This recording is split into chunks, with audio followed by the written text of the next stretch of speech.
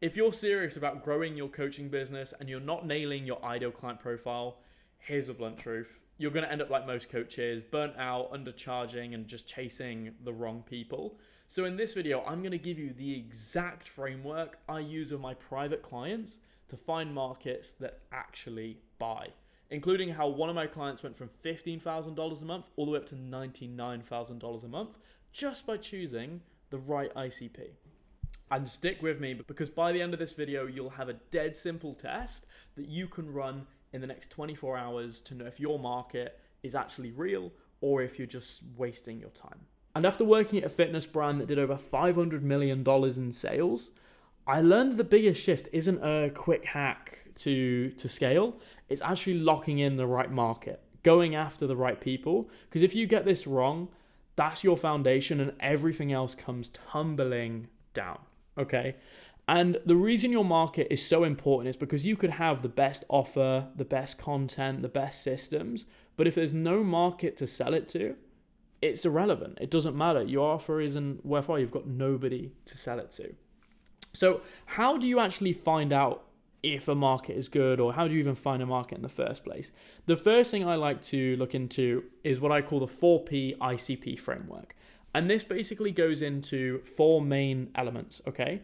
First of all is the market in desperate pain? Do they have a desperate pain of some kind that is super important? So let's say in a health and fitness perspective, people feel super down about their own body. They're just not happy with how they feel, and they're actively looking to solve it, okay?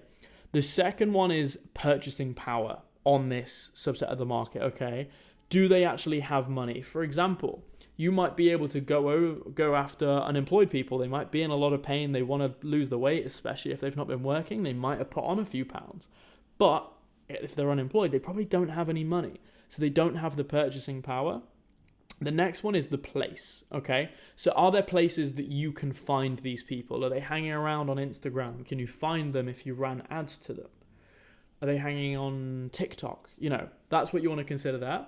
And then finally is potential. And I would say, especially for fitness coaches, this one you most of the time don't need to worry about as much because it's such a large market. But is the market growing? Are there more of these people coming about than leaving? An example outside of fitness, newspapers. They're shrinking at 25% every single year. So it's just such a hard market to break into. Okay. But let's dive in some real examples from what did work and what didn't work. So if we look at Diago here, he went after guys that wanted to jump on steroids, right? Wanted to jump on gear.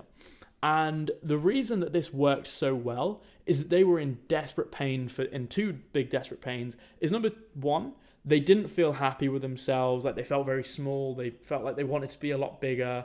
So obviously doing steroids was part of that. And the second part, though, is actually going on steroids is they were very fearful of what was going to happen with the side effects, okay? Worried that their dick was going to fall off, they're going to get gyno, they're just not going to be able to go on roids without seeing severe side effects. They had purchasing power because if they're willing to get on roids, they tended to have the money also to pay for the coaching to go alongside that. They were all over Instagram. All of these guys tended to at least be somewhat on their fitness journey.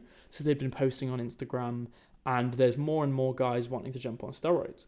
But now let's shift this to another side of an example with Mark where it didn't work. So Mark went after entrepreneurs, helping them with fat loss, okay? But the only issue with this is entrepreneurs' biggest pain point 99% of the time is never their health. It was not their health. It's their business. Their business is what they care about because they will eat like shit just to make sure that their business grows. So it's not to say that the actual market itself was terrible, but it was the pain that they were in that was the problem, okay? And the pain they had was they want their business to grow. So the angle there is the biggest pain point is that their business isn't growing. So the angle you're taking is using fat loss and helping them with health, but in order to help them scale their business, make more money with their business and help them scale, okay? So helping them with their energy, helping them with focus, that sort of thing. Because everything else was ticked off. Entrepreneurs, they had a lot of purchasing power. They were everywhere because they're trying to market other people and it's a growing industry. There's more and more people trying to be an entrepreneur, but they were missing the biggest pain point. Okay. So I would say that's why pain for me is the number one most important element. But moving on, another little shortcut, if we are going to give one, is to find your market. The easiest is going after your previous self, who you used to be before you've got your modern day result, right? So for example, with Diago, he was in okay shape. He had a bit of muscle, but he was still kind of scrawny, skinny fat, right? And now obviously Diago's jacked. He's gone on roids himself. He's obviously very big now. So he tends to target guys that are exactly like him. And that's what made him so successful, because everybody that sees him have seen, okay, well, Diago was exactly where I am, and he's got here, so he's going to be able to help me. And it also just makes it so much easier to market, because you understand those people, because you were those people. You've been in their shoes. You know exactly what pain points they're going through. But let's go over some ways that you can actually understand and learn about your market. Okay, there's 3 main ways. The first one is actually using client data.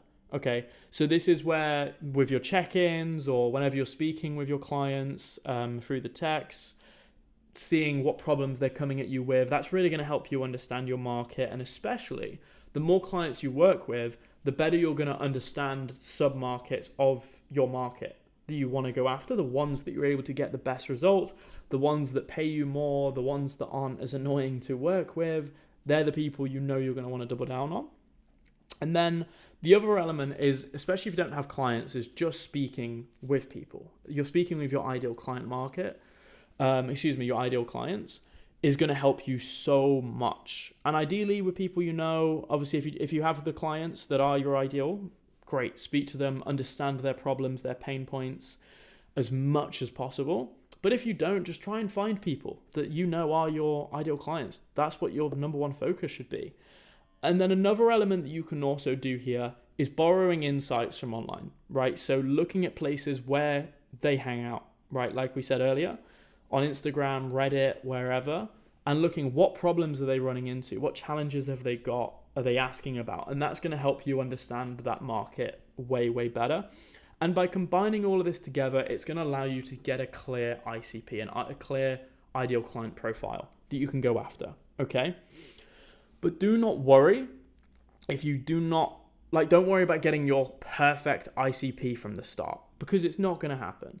All you want to do is just make sure you're shooting in the right direction. That's what's important, is you're not just shooting blindly. You've picked an element that you know you can help, and you're going after that.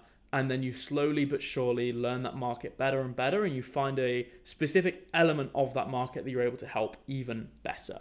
Okay, so moving on to actually scoring your ICP markets though, once you've maybe taken some time to consider some markets, write them down into a Google Sheets, put it in a table similar to below, and then score 1 to 10 for each of the 4 Ps that we went over and see how they line up, and ideally go after the one that scores the best. Okay, like I say here, any that are 8 or above is a sign it's a market that is worth going after. And obviously, the first market that me and my clients would go through is we would start with whatever their market, what they were, right? Where were they beforehand? Were they a man over 35 with low energy? Cool, let's start there. Obviously for Diago, it was the steroid element, so that's why it made so much sense to go after that with him. But yeah, score them out and see whichever one works the best is going to be the one you want to go after. And another great way to actually validate if your ideal client's market, like you're going after the right pain, is once you've figured out the market, go and speak to 5 of those people within the next 24 hours, okay? Speak to 5 of them, have a conversation with them, and what you're looking for is what I call the broken ankle test. With those 5 people, you want to see ideally about 60% or more all mention the same pain, the same problem. And then that's the desperate pain that you want to go after when it comes to your market, okay? Because they've all got the same pain. You know they're the one, that's the pain people are going to resonate with the most. But let me go over some mistakes that I commonly see people make when it comes to choosing their market. Is number 1, they think, I don't know my market at all. Let me just try to sell to everybody. It's just not going to work if you try to sell to everyone.